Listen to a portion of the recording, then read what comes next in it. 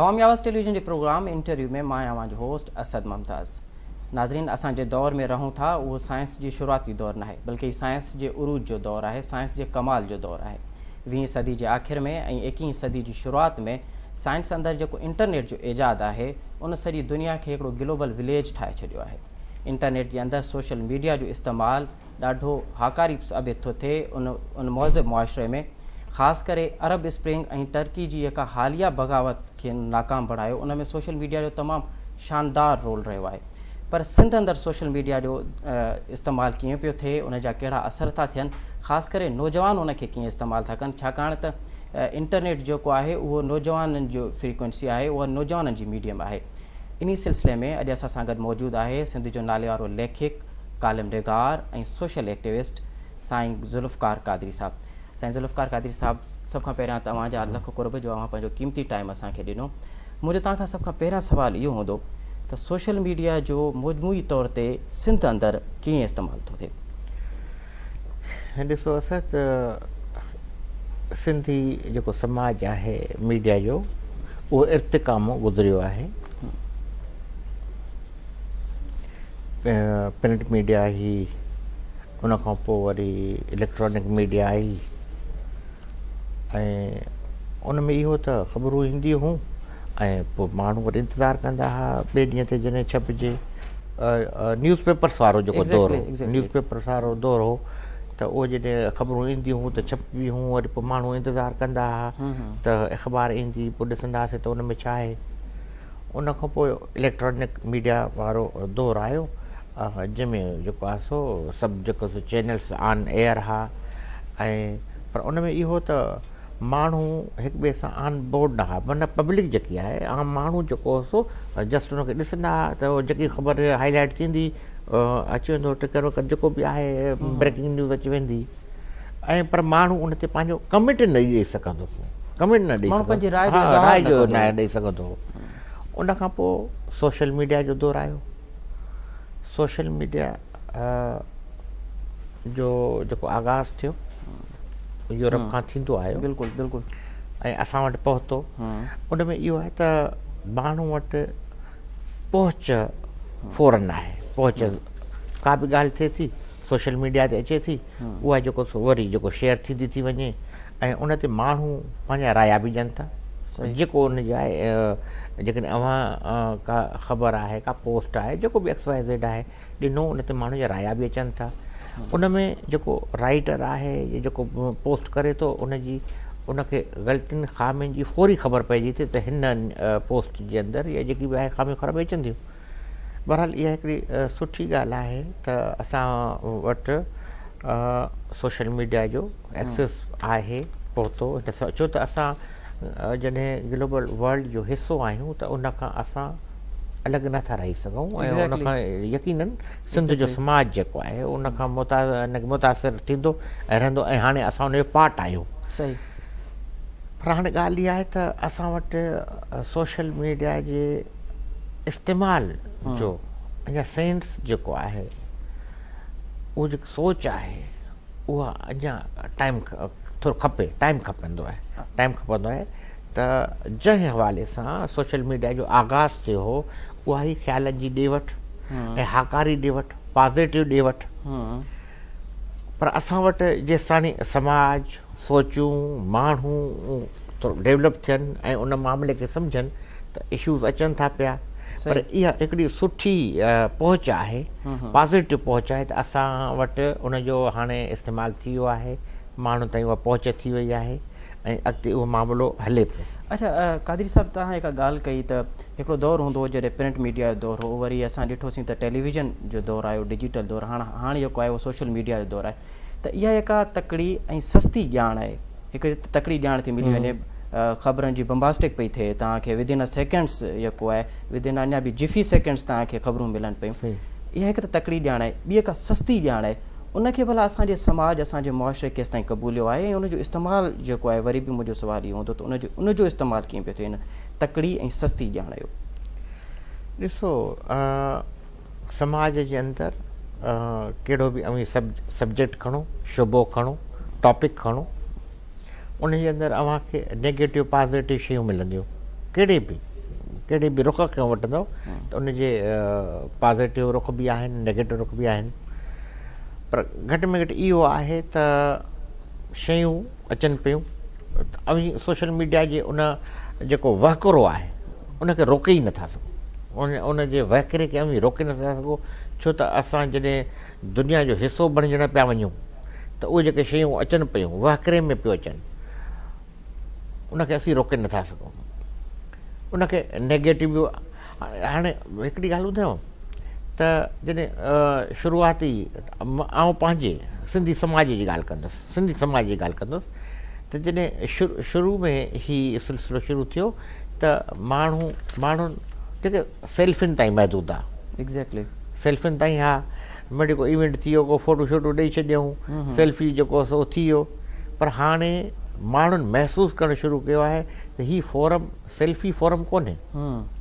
ही जेको आहे इंफॉर्मेशन नॉलेज जे हवाले सां आहे, ऐं उन में हिकु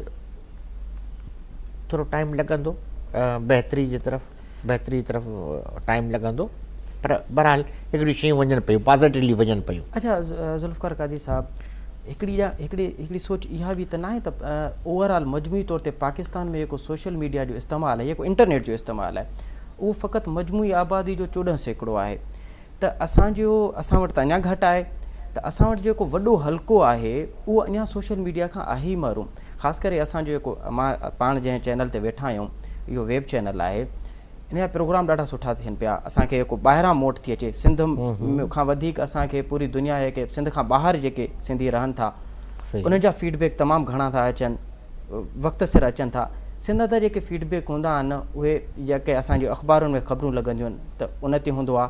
या घणे भाङे मैगज़ीन में त उन ते, त छा इहो बि हिकिड़ो सबबु आहे त असां वटि अञा सही नमूने सां इंटरनेट जो इस्तेमालु ई न थियो, इंटरनेट अञा पहुती ई कोन्हे असांजे ॿाहिराड़ियुनि ताईं, असांजे शहरनि ताईं? हा, असां हिकिड़ी मां तव्हांखे ॿी ॻाल्हि ॿुधायां, हाणे इंटरनेट जो जेकी पहुच आहे, इंटरनेट जी जेकी पहुच आहे उहा जिथे जिथे उन जेके बि मुख़्तलिफ़ आहिनि सेड्यूल सर्विसिस जेके आहिनि, जेके बि मोबाइल सर्विसिस आहिनि, हिकिड़ो त उन्हनि जे थ्रू थी वञे, ॿियो जेके आहिनि सरकारी सर्विसिस उन्हनि जे ज़रिए थी वञे, पर जिथे जिथे सिग्नल्स या थोरो बि कमु कनि था त उते हू पहुचे थी, जिते बि उनजो आहे। ॻाल्हि इहा त असां अञा उन ताईं पहुता कोन आहियूं, असां अञा ताईं उन ताईं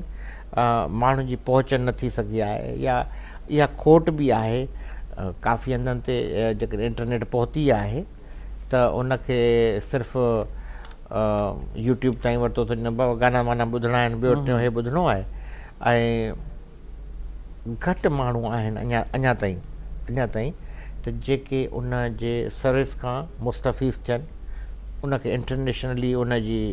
जेकी नॉलेज आहे उन खां फ़ाइदो वठनि, या जेको सोशल मीडिया जो इंटरनेट जेको पार्ट आहे सोशल मीडिया वारो, उनखे असां पॉज़िटिव रुख सां वठी ऐं उनजो हिसो बणिजूं। टाइम थोरो लॻंदो अञा, पर शयूं तेज़ी सां वञनि पियूं ऐं असां उनखे रोके बि न सघंदासीं उन पहुच खे। अच्छा ज़ुल्फ़िकार क़ादरी साईं, मुंहिंजो सुवालु तव्हां खां हूंदो, तव्हां जॾहिं सोशल मीडिया ते लिखो था या फ़ोटो शेयर कयो पिया या वरी तव्हां पंहिंजो इज़हार कयो था, त घणे भाङे तव्हांखे फीडबैक कहिड़ो थो मिले? तव्हां जॾहिं का शाइरी कयो था उन ते वधीक फीडबैक थो मिले, तव्हां का सीरियस ॻाल्हि कयो था जंहिंमें समाज जी तब्दीली जो अंसर हुजे, या वरी तव्हां अहिड़ो को फ़ोटो लॻायो था, पंहिंजो ज़ाती फ़ोटो लॻायो था, त घणे भाङे माण्हू कंहिंखे पसंदि था कनि, तव्हांजे फ़ोटो खे, तव्हांजी शाइरी खे, या का सीरियस संजीदा ॻाल्हि खे? न, मूं हिकिड़ी ॻाल्हि नोट कई आहे,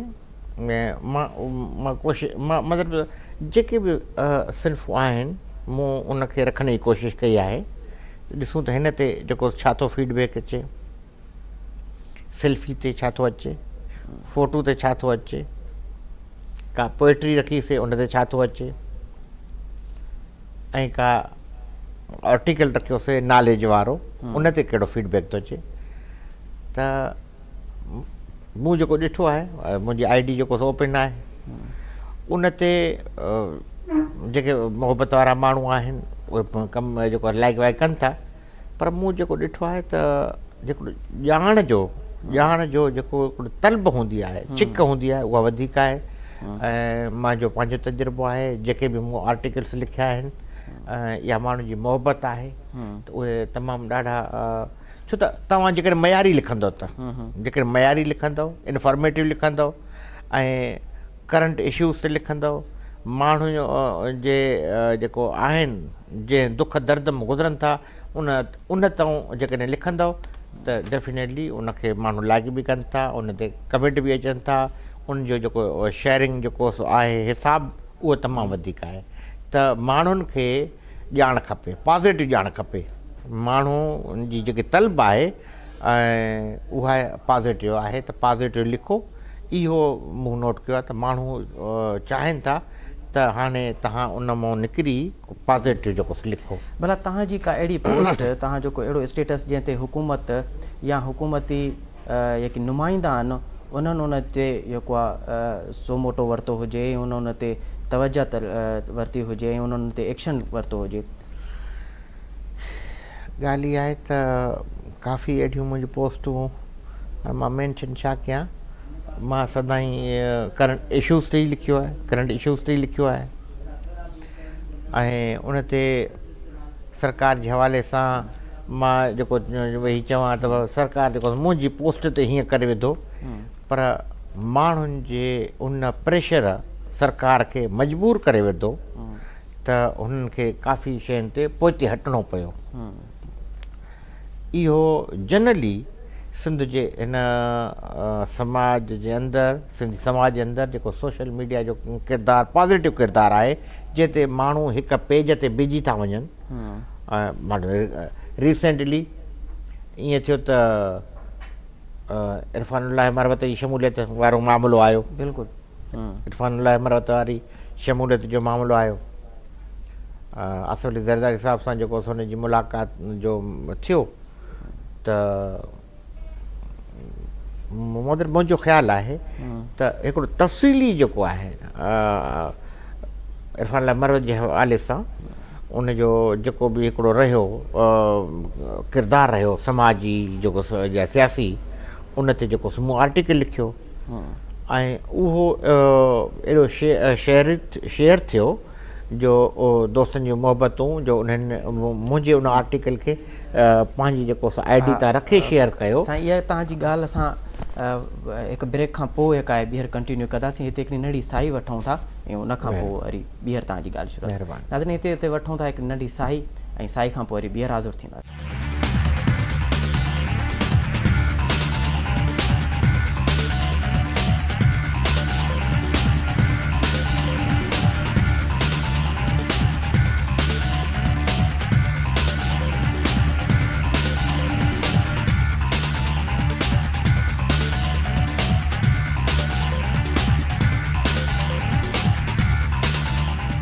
अवामी आवाज़ टेलीविजन के प्रोग्राम इंटरव्यू में एक दफ़ो ॿीहर अव्हांखे भली कार। साईं, तव्हां ॻाल्हि पे कई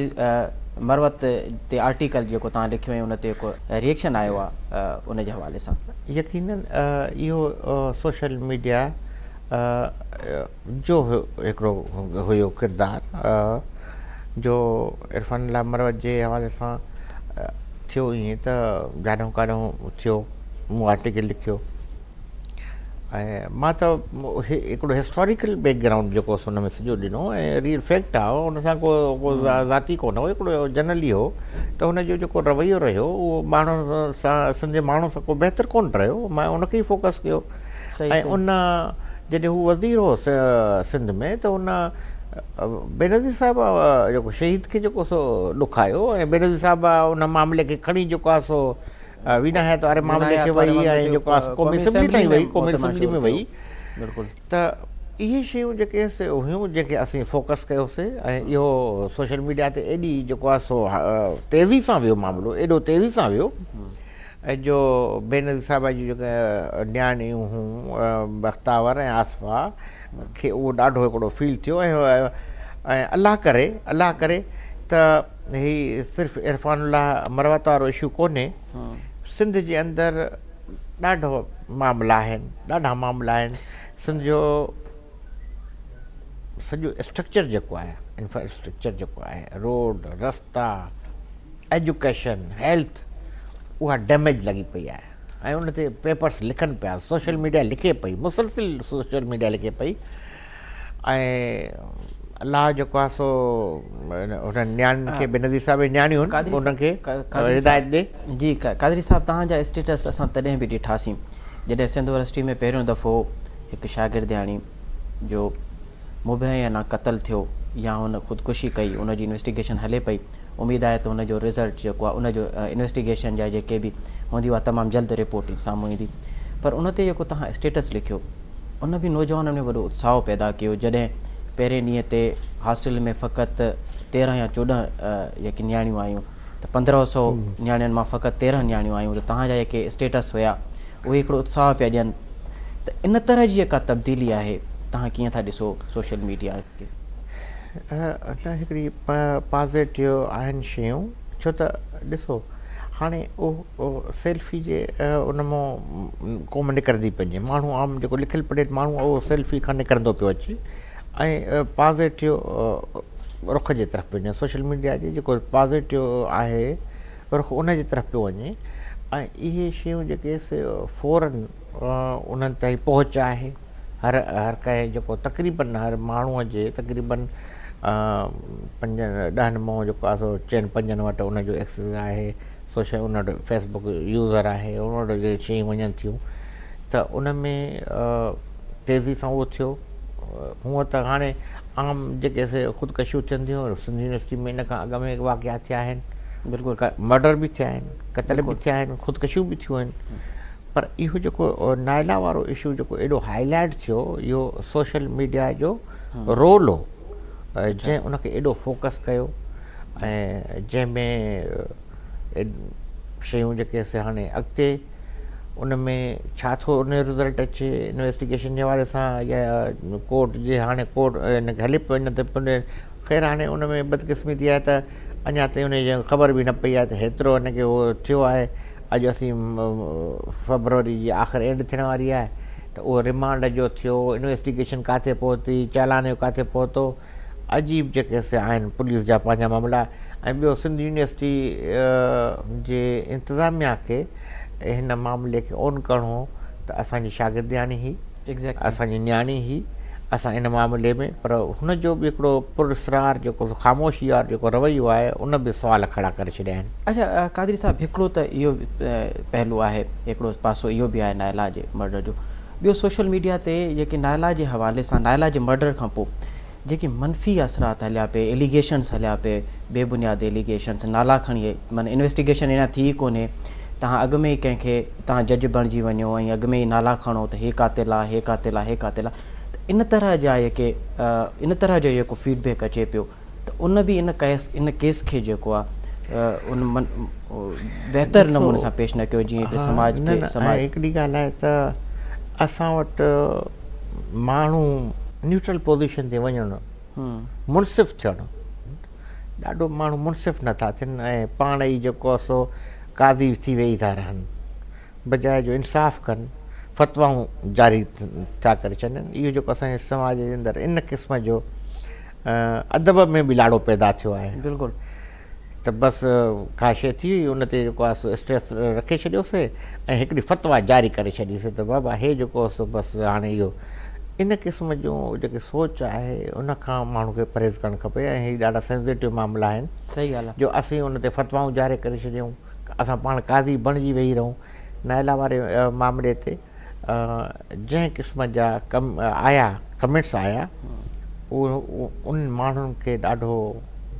तकलीफ़ ॾिनी जिन बि ॾिनो जिन बि दोस्तनि ॾिनो जिन बि धुरनि ॾिनो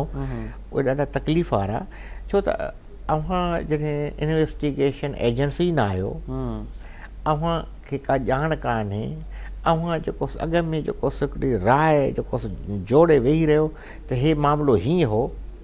इहो हुन नियाणीअ सां बि नाइंसाफ़ी हुई हा हिते छा थो थिए जो हर माण्हू पंहिंजी टाइम लाइन जो दानिश्वर बणियो वेठो आहे न सोशल मीडिया ते ज़ुल्फ़िकार क़ादरी साहिबु तव्हां हिकु सियासी कारकुन बि रहिया आहियो माज़ी में एक्टिव रहिया आहियो तमामु घणो त हाणे सोशल मीडिया जे करे जेको फुल टाइम सियासी कारकुन हुयो उहो किथे गुज़ारे वियो आहे किथे मरी वियो आहे या गुम थी वियो आहे कंहिं बि सियासी पार्टी में हाणे फुल टाइम जेको सियासी कारकुन हुयो उन जी जाइ वलारे वेठो आहे सोशल मीडिया, इनखे कीअं था ॾिसो? न, हिकिड़ी ॻाल्हि मां थोरो इन सां इन अव्हांजे राय सां थोरो, सियासी जेको वर्कर हो उनखे पंहिंजे पार्टियुनि ई मारे छॾियो। सोशल मीडिया त हुननि खे दगु ॾिनो आहे न, पैसेज ॾिनो आहे। अच्छा, त जेको हिकिड़ो माण्हू जहिड़ी बि तनज़ीम हुई, वफ़ाक़ी या कॉम्पस धुर सां हुयो सलाह, उन सां हुन सॼी ज़िंदगी ॾेई छॾी ऐं पोइ उन्हनि चङनि मुड़ुसनि यू टर्न वठी छॾियो। हाणे जेको कमिटेड सियासी वर्कर हो उनजी जेको जे अंदरि हिकिड़ी उञत रही न, त अड़े यार असीं सॼी ज़िंदगी ॾेई छॾियोसीं ऐं हुन प्रोग्राम या नज़रे जे करे ॾेई छॾियोसीं। हीअ त हमरा जेको असां वारा जेके चङा मुड़ुस उहे जेके ॿिए तरफ़ लिया, हाणे असां पंहिंजी बाहि किथे कढूं या जेके पंहिंजा इज़हार किथे कयूं। सोशल मीडिया वरी उनखे पैसेज ॾिनो आहे। अच्छा, मतिलबु मुंहिंजो नुक़्ते नज़र आहे त सियासी कल्चर खे त सियासी चङनि मुड़ुसनि ई दफ़नायो न पाण। मतिलबु मुंहिंजो हाणे ज़रूरी न आहे त मुंहिंजी राय सां को सहमत हुजे, पर जेको सियासी कल्चर हो सिंध जो इनकलाबी जेको हिकिड़ो वर्कर हो, जेको ज़ियाउल हक़ जी मार्शल में मरण ऐं मारण लाइ तयारु वेठो हो, सही, उन सियासी वर्कर ऐं उन सोच खे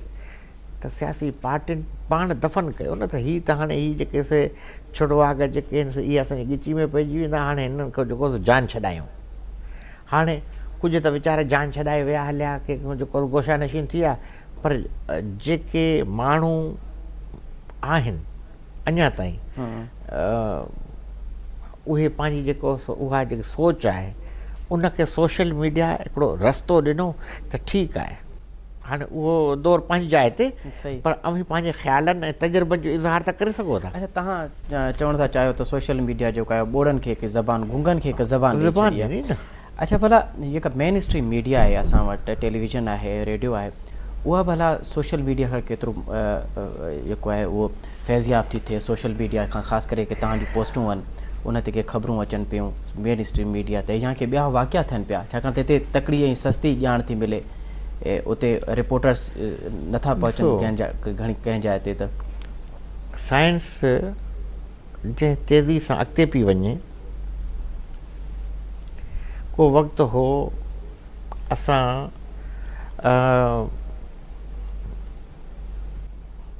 मूंखे यादि थो अचे पंहिंजे ॻोठ जो कंबर जो, त असां वटि हिकिड़ो हाकर हूंदो हो ऐं वेड़ोमल ऐं डॉक्टर अयूब या जेके असांजा वॾा हुआ, उन वेड़ेमल जी उन अख़बार जो इंतज़ारु कंदा हुआसीं त वेड़ोमल कॾहिं अख़बार असांखे ॾेई थो अचे। असांखे इंतज़ारु रहंदो ऐं देरि कंदो त पोइ वरी असां उहो जेको वेड़ोमल उन में रहंदो हो जंहिं सुके तलाउ जे हुन मथे, त असां वञी पुछंदासीं भला वेड़ोमल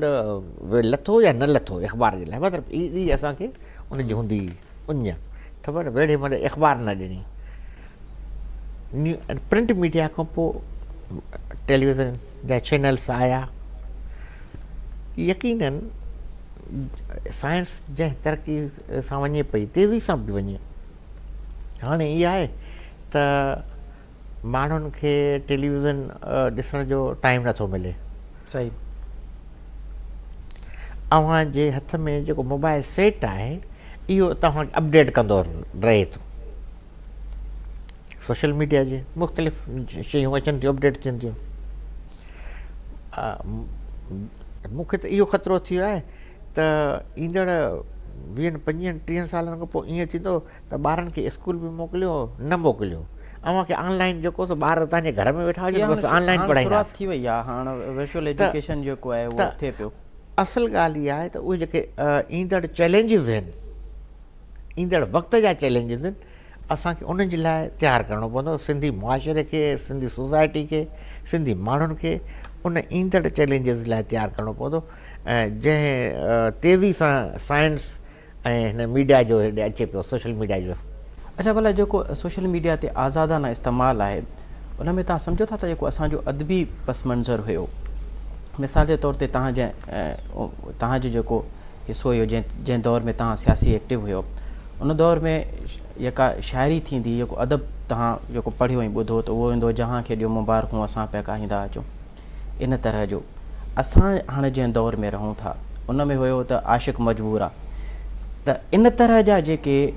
अदबी पस मंज़र आहिनि उनखे वरी सोशल मीडिया ते त अञा उनखे हिकु मनफ़ी अंदाज़ सां पेश कयो थो वञे, त इनखे तव्हां कीअं था ॾिसो? जेको असांजो वक़्तु हो या असांखां अॻ में जेको दौर हो उनजे अंदरि शाइरी मज़ामती शाइरी बिल्कुलु रिप्लेस थियूं शयूं, जायूं वठनि थियूं ऐं हिकु हंधि शयूं ॿियनि कोन थियूं। जॾहिं अव्हांजो कल्चर डैमेज थींदो न, उनजे अंदरि उहो सियासी मज़ामत वारो मिज़ाज उहो ख़तमु थींदो या ख़तमु कयो वेंदो त शयूं त ईंदियूं न। पोइ हाणे हिकिड़ी ॻाल्हि आहे त जॾहिं उन वक़्त में असांजे लाइ इब्राहिम मुंशी जो अयाज़ जो जेको शाइरी हुई उहो असांजे लाइ जेको ईअं हो त ॼणो नशो हो। हाणे उहे शयूं कीअं जेको सो थियनि त माण्हू शयूं त ईंदियूं न पंहिंजी जाइ ते, अभी रोके नथा सघो न डेफिनेटली। ऐं ॿियो इहो आहे त जेको अॼु जो यूज़र आहे सोशल मीडिया जो, अॼु जो जेको यूज़र आहे उहो यंगस्टर आहिनि, नौजवान आहिनि। उन्हनि खे माज़ी सां लिंक करिणो पवंदो त सिंधी समाज, सिंधी सोसाइटी, सिंधी माण्हू कहिड़नि हिसाबनि मां गुज़रंदा हिते पहुता आहिनि ऐं सिंध अॻिते अञा जेकी वञे पई उहा कहिड़े रुख में पई वञे ऐं असांजा फ़र्ज़ कहिड़ा आहिनि। जेसि ताणी असां उन्हनि शयुनि खे ॿिए सां न सम्झाईंदासीं ओसि ताणी मां सम्झां थो त पोइ हे ईअं ई हवा में कमु हलंदो। ठीकु आहे, हिते वठूं था हिकु नंढी साई ऐं साई खां पोइ वरी ॿीहर पंहिंजे ॻाल्हियुनि जो सिलसिलो जारी कंदासीं। नाज़रीन हिते वठूं था हिकु नंढी साई ऐं साई खां पोइ वरी ॿीहर हाज़िर थींदासीं।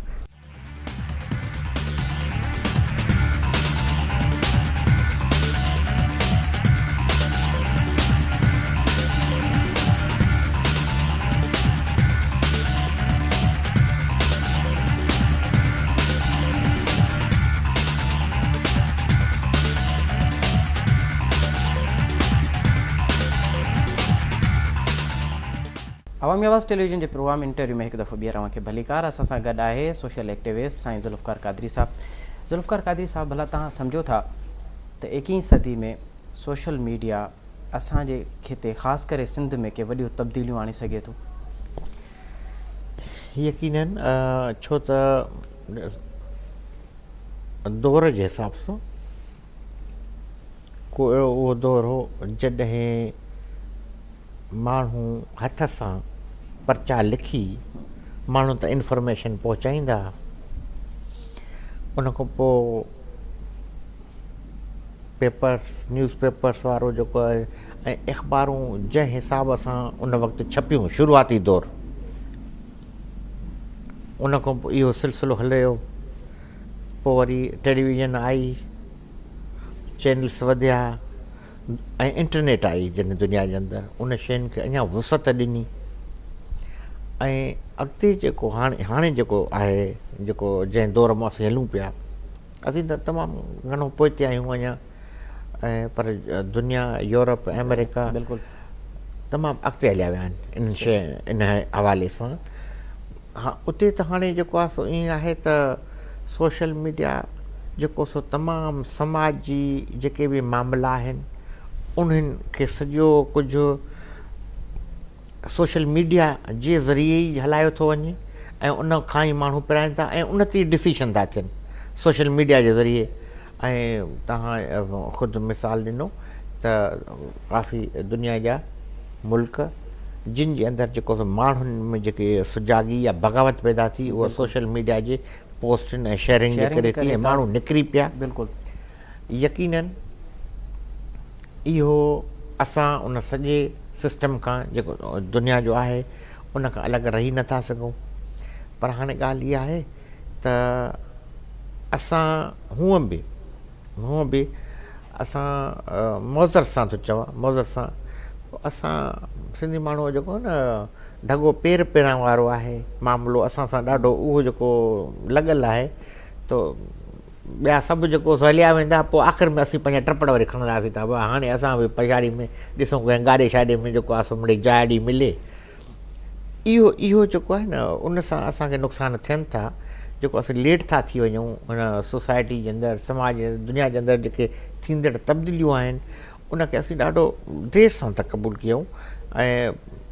असांजे भरिसां हिन ई असां वेठा आहियूं ख़िते में, हिन ई मुल्क जे अंदरि वेठा आहियूं। ऐं मां त इहो चवंदुमि त सोशल मीडिया जो जेको भरपूर फ़ाइदो वरितो आहे असांजे भर वारे सूबे पंजाब जे माण्हुनि वरितो आहे। बिल्कुलु उन्हनि उनखे उनजो फ़ाइदो भरपूर फ़ाइदो वरितो आहे। हिन वक़्तु सही थो ॿुधायां, दोस्त आहिनि ऐं राब्ते में हूंदा आहिनि ऐं ॾिसूं था, असां बि तव्हां बि ॾिसंदा हूंदो त यूरोप जो मार्केट, यूरोप जी मंडी, अमेरिका, इंग्लैंड, मिड ईस्ट, मशरिक़ वस्ता जे अंदरि इनखे असांजे सूबे पंजाब जा माण्हू तेज़ी सां वञनि पिया, शयुनि ते कंट्रोल कंदा पिया वञनि। ऐं सोशल मीडिया जो भरपूर वठनि पिया फ़ाइदो। पर असां माण्हू सोशल मीडिया जो जेको असांखे जेको सहूलियत मिली आहे उन ते असां अञा ताईं इन ते जेको सो अटकिया बीठा आहियूं। त इहा जेकी मोहने जोड़ वारो जेको मामिलो थियो, इहो सही थियो या ग़लति थियो? फिलहाणो जेको नाइला वारो मामिलो थियो, सही थियो या ग़लति थियो? मतिलबु असीं पंहिंजनि उन्हनि कंट्रावर्सीज़ में उनखे जेको उलझी था वञूं। कादरी साहिबु, तव्हां पंजाब जो ज़िक्र कयो त इहो बि त न आहे त हीअ को सोशल मीडिया आहे, इहो मीडियम ई पढ़ियल लिखियल माण्हुनि जो आहे। असां वटि अञा जेको असांजो रेशो आहे पढ़ियल लिखियल माण्हुनि जो उहो तमामु घटि आहे। असां वटि यूनिवर्सिटी आई 1948 में, पंजाब वटि यूनिवर्सिटी आई 1876 में। त छाकाणि त उन्हनि वटि पढ़ियल लिखियल माण्हुनि जो रेशो तमामु घणो आहे, त उते उन सोशल मीडिया जा इस्तेमाल बि उते ॾाढा मुस्बत था थियनि ऐं तमामु घणा पिया थियनि, सुठा पिया थियनि। असां वटि हिते अञा तालीमी शरह तमामु घटि आहे, उन करे असांजो माण्हू अञा उन लेवल ते पहुतो ई कोन्हे। हिकिड़ो इहो बि सबबु आहे, ॿियो इहो आहे त ईअं न आहे त यूनिवर्सिटी असांखां अॻु ई खुली हुजे। मञोसीं असांजी यूनिवर्सिटी बाद में खुली, पर उनजे बावजूदि जीनियस ॾह माण्हू सिंध पैदा कया। सही आहे, बिल्कुलु बर सगीर में पैदा कया, बिल्कुलु मुल्क जे अंदरि पैदा कयनि, जिन दुनिया जे अंदरि नालो कमायो। पर हाणे ॻाल्हि इहा आहे त तालीम जे हवाले सां यकीनन इन ॻाल्हि खे मञिबो, जेको तालीम जो जेको आहे सिंध जो रेशो घटि आहे। असांजे जेके स्कूल, वॾेरनि जो उताकूं वाड़ा बणिया पिया आहिनि, हज़ारे तादाद में बंदि आहिनि।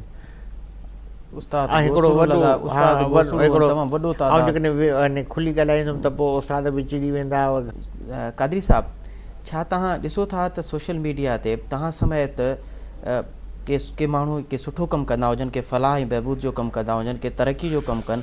के सोशल मीडिया ते तालीम जी फैलाव जो कमु कनि, के अहिड़ा माण्हू, कोई अहिड़ो गिरोह? न यकीनन असां वटि सोशल मीडिया जे हवाले सां काफ़ी माण्हू आहिनि, काफ़ी माण्हुनि जिन सोशल मीडिया जो पॉज़िटिव इस्तेमालु कयो आहे, पॉज़िटिव इस्तेमालु कनि पिया। ज़ुल्फ़कार आहे, वावचो आहे, डॉक्टर मुनीर भुरगडी आहे, पंहिंजो सूमरे वारा आहिनि, फ्रेंड्स आहिनि, काफ़ी माण्हू आहिनि सिंध जे अंदरि जेके के उनखे सोशल मीडिया खे इंसानियत जे लाइ बि, तालीम जे लाइ बि, सिंध जे माण्हुनि जे लाइ बि उनखे जेको आहे सो इस्तेमालु कनि था। के माण्हू वरी अहिड़ा बि आहिनि जेके उन में नेगेटिवली उनखे छिकनि पिया। ऐं बहरहाल इन क़िस्म जी शयूं हलंदियूं, पर हिकिड़ी स्टेज अहिड़ी हूंदी त जेके बहितर शयूं हूंदियूं, ही हिकिड़ी छंड छाण आहे न। छंड छाण आहे इन मां उहो ई जेको इन पेचरे मां निकिरंदो जेको प्योर हूंदो जेके शयूं न निकिरी सघंदियूं उहे नेगेटिव केस ताणी मुआशिरो क़बूलु कंदो न हली सघंदियूं डेफिनेटली उहे जेके पॉज़िटिव माण्हू आहिनि जेके सिंध लाइ सोचनि था सिंध जे समाज लाइ सोचनि था सिंध जे माण्हुनि लाइ सोचनि था ऐं उनजी पॉज़िटिव सोच आहे उहे ई माण्हू अॻिते वेंदा नेगेटिव माण्हू सोशल मीडिया में घणो टाइम न हली सघंदो सही ॻाल्हि कादरी साहिबु मुंहिंजो तव्हां खां आख़िरी सुवालु इहो हूंदो त कहिड़ो पैगाम ॾींदव असांजे नौजवाननि खे त हीअ जेके सोशल मीडिया जो एरा आहे इनखे मुस्बत तौर सां मुस्बत अंदाज़ सां ख़ासि करे धरती जे लाइ धरती जे हक़नि जे लाइ ऐं पंहिंजे रोशन मुस्तक़बिल जे लाइ हिनखे कीअं इस्तेमालु कनि यकीनन असांजो सोशल मीडिया जो जेको वॾे में वॾो यूज़र आहे उहो नौजवान आहे ऐं मूं ॾिठो आहे मां ख़ुदि उन ते आहियां नौजवाननि खे इन शइ जी ज़रूरत आहे मां अव्हांखे हिकिड़ो नंढो मिसाल ॾियां मां हिकिड़ी तज़ियत थी उन में कल्ह मोरे वियुसि मां जस्ट हिकिड़े ॾाढे होटल ते चांहि जे लाइ बीठुमि त हिकिड़ो नौजवान आयो ऐं जंहिं मूंखे जेको सो ॾाढो उकीर ऐं सिक सां भाकुर पाए मिलियो ऐं मूंखे चई त अव्हां ज़ुल्फ़िकार कादरी आहियो मूं चयो चई अव्हां जेको लिखो था या जेके दोस्त लिखनि था ॿिया ऐं असांजे लाइ त उहे इंस्पायरिंग शयूं हूंदियूं आहिनि असां त हिक ॿिए सां शेयर कंदा आहियूं ऐं मां हुननि जी मोहबत ऐं सिक ॾिसी मूं इहो सोचे छॾियो त सिंध जो जेको नौजवान आहे उहो हाणे पॉज़िटिव शयूं थो चाहे हाणे उहो सेल्फी मां आहिस्ते आहिस्ते निकिरंदो पियो वञे ऐं उनखे जेसि ताणी तव्हां सुठियूं पॉज़िटिव ऐं मुस्बित शयूं न ॾींदव तव्हां इहो जुगाड़ ते घणो टाइम सोशल मीडिया ते न हली सघंदो हिकिड़े ॾींहुं माण्हू चवंदा हीअ ईअं जुगाड़ी माण्हू आहे इन लाइ नौजवाननि खे इहो आहे त पंहिंजूं सलाहियतूं सिंध जे माण्हुनि जे लाइ सिंधी माण्हुनि जे लाइ जेके ॾुखायल माण्हू छो त असां सिंध ॾाढो समाज ॾाढो ॾुखायल आहे माण्हू हेल्थ में ॾाढो उनखे सहूलियतूं या जेके तइलीम जे हवाले सां सो इन जे करे मुंहिंजो त नौजवाननि खे इहो मैसेज आहे त सोशल मीडिया जो जेको इस्तेमालु आहे उहो सिंध जे माण्हुनि जे लाइ हिकिड़ो कमिटेड असीं करे छॾियूं त असांजूं सलाहियतूं असांजी सोच असांजी लिखड़ियूं असांजे माण्हुनि जे लाइ हूंदियूं तव्हांजो इल्मु तव्हांजी क़ौम जी अमानत आहे नौजवाननि लाइ साईं ज़ुल्फ़िकार कादरी जो साहिब जो जेको पैगाम आहे मां सम्झां थो हिकु ॾाढो काराइतो हिकु फ्रूटफुल पैगाम आहे त हिन जो सोशल मीडिया जो इस्तेमालु जेतिरो हू मुस्बत कंदा ओतिरा हुन जा रिज़ल्ट ॾाढा सुठा ईंदा इन सां गॾु पंहिंजे होस्ट असद मुमताज़ खे ॾींदा इजाज़त अला वाहिद